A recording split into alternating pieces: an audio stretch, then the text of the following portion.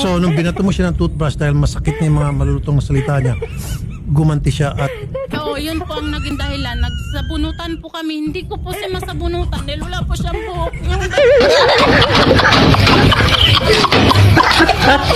ko.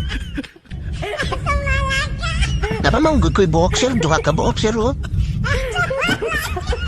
Taka, ano ba nagsag-istorya? Iya pa man ginigibira? sambunutan kami. Paano sambunutan? Po, yung damit lang po nahawakan ko. Kaya ako po yung nahawakan niyang paganyan, inuntog siminto. Ganun po nangyayari po nun. Nagkatawa niya, sir. Pulpo. Lukong gay ka. Basi mo ron. Grabe mo ba? Ihimo lang ko ninyo.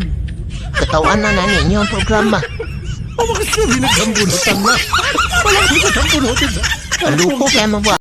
Ngunit, trending karon sa TikTok ko nga, kwan, ning hiwi epics ug solirat epics.